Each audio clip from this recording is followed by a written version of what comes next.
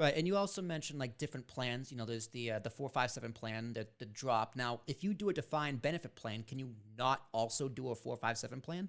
Yeah, you can, absolutely. In fact, you can mix and match. Yeah, in fact, your defined benefit plan is going to be your defined benefit plan. Right. We call the 457 plan the icing on the cake. So in the private sector, it's called a 401k plan. If you work at a hospital, nonprofit, school, it's called a 403b. In the municipal or public sector, it's called a 457 plan.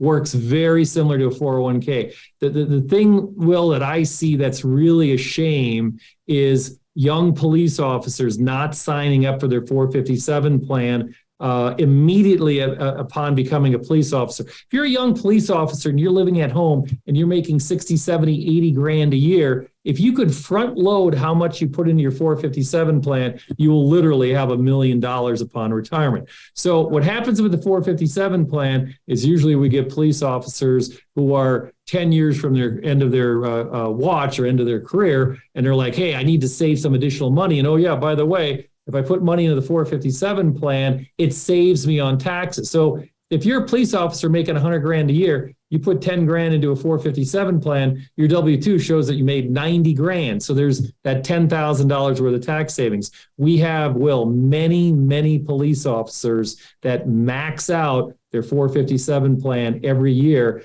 And what's really interesting is that this year, over the age of 50, you can put $30,000 into it. So we call the 457 plan the icing on the cake, because what ends up happening is you get to the end of your career, you turn on your defined benefit plan, then you have your 457 plan, which has a couple of $100,000 in it. You roll that over to an IRA.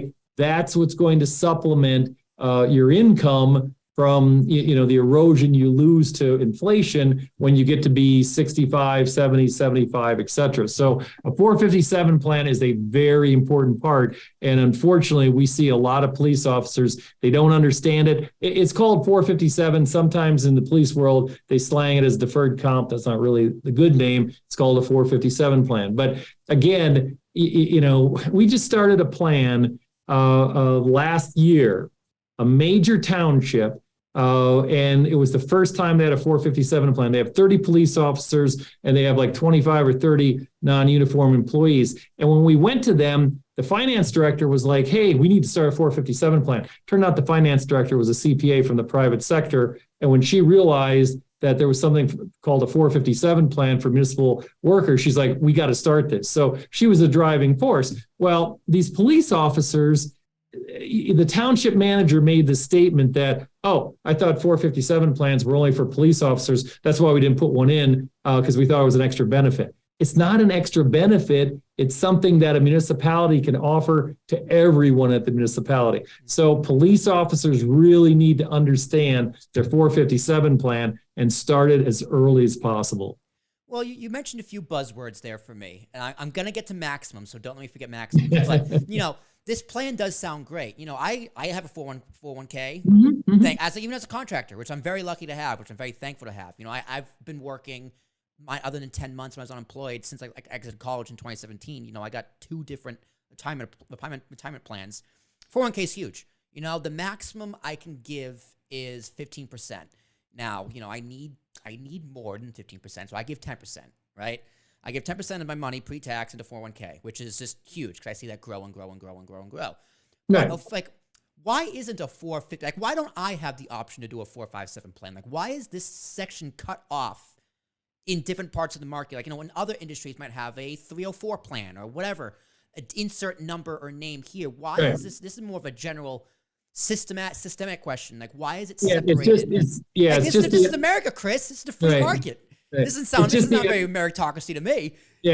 the IRS code. It's really the IRS code. The IRS code, portion of the IRS code says, here's what a 401k is, and here's who it's for. Here's what a 403b is. Here's who it's for, and here's what a 457. So their 457 plans and 403b plans are a little bit different than a 401k plan. There's some things that you have to do. We do 401k plans at our shop.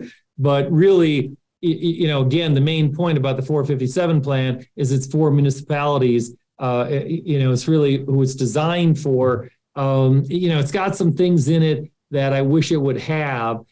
For example, the main difference between a 401k and a 457 plan is in a 401k, your employer can match. So if your employer puts in 4% and you put in 4%, you can get a match. Well, in a 401k, and this is getting in the weeds a little bit, if your employer puts in a match, you could still put in the maximum, which for 2023 under the age of 50 is 22.5. In a 457, the municipality can put money into the 457 on your behalf, but it cuts down how much the employee can put in. So in a 457, if a city or a township or a borough puts $2,000 into, the 457 plan, well, then the employee can only put in $20,500. So there's some subtle differences between the two. But again, the biggest mistake that we see is that 457 plans aren't taken advantage of. The other big difference in the 457 versus the 401k world is you're actually better off in the 401k world from the standpoint that the Department of Labor has said that all fees in a 401k have to be shown to the participant. So every year in your 401k, it says Will paid this, this, and this in his 401k. A couple of years ago, the Department of Labor was going to make 457s and 403bs totally transparent to show all the fees. Well, guess what? Guess who the biggest providers in the 457 world are? Insurance companies. No, They're insurance companies. Yeah, of course. And so I just got a 457 today. We have a product called Pantera, where if we don't actually manage the 457, if we're the advisor to the 457, we have a product called Pantera where I can actually manage the police officer's 457 plan. So the police chief, said, hey, I want to do that because I could never get into this municipality to be a 457 provider. So I said, sign up for Pantera. I'll manage your 457 plan for you. I'm telling you, Will, I got on there and I looked at the fund lineup and I looked at the costs. The costs are almost double what people pay in the 401k world. I'm not kidding you. It's a little insane. But again, the Department of Labor about 7 years ago was going to say, we're going to make all the costs transparent. The huge pushback came from the insurance industry because they didn't want to show all the costs and have them transparent because guess what? They're charging so much more. Yeah. So, again, there's no question about it. And so the 457 is good. I mean, we run a 457 like a 401k. We show all the fees. Our fees are hyper competitive. But when I see some of these other 457 plans run by other companies, it's not good. But again, an officer should take advantage of their 457 plan. No question about it. Right. So. All right, let me touch upon maximums real quick. Maximums annoy me, right? Like, why is there a government-mandated maximum mandate on how much money I can save for my retirement, right? I guess you can just open multiple accounts. I'm sure there's loopholes and things you can do this, that, the other. But the idea of like the maximum amount I can contribute to any account is just like, why? Why? Yeah. Other than this, you want to be ridiculous. Like, especially like a Roth, right? A Roth IRA. Sometimes it makes sense. Like a Roth, I guess, can make sense because it's probably taxes more than anything else. But maximums just annoy me. It's a thorn in my side. I agree with you. I mean, if we're going to solve the retirement problem, I mean, they've been raising, people don't realize this, but 401ks, 457s, 403bs, 10 years ago, the maximum you could put in was about $14,000. So right now, if you're over the age of 50, you can put in $30,000. If you're under the age of 50, 22.5, and they are indexing how much you could put in for inflation finally. But I agree with you because, you would see people saving a lot more money. I mean, if you get a husband and wife working, the kids are gone, college is paid for, the house is, and they're making a combined income of $250,000. If they could sock away 50, 75 grand a year in a 457 plan or 401k or 403b, that would be huge. But I agree with you. There should be, a much higher maximum that you could put in. Yeah. So if I got the cash to save, let me save it. Let me save it. And you bring up a very important point because we see this quite a bit where we see people becoming inefficient with what they're saving. Mm-hmm. And what I mean by that is I'll see a police officer putting $8 grand a year in his 457 plan, but he's got 50 grand in a savings account.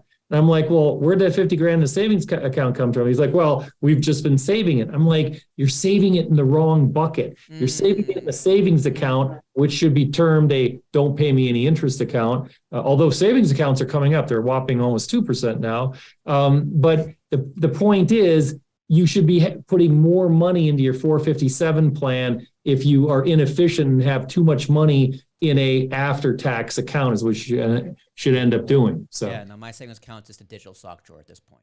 Yeah, there you go. But, but I make good use of it.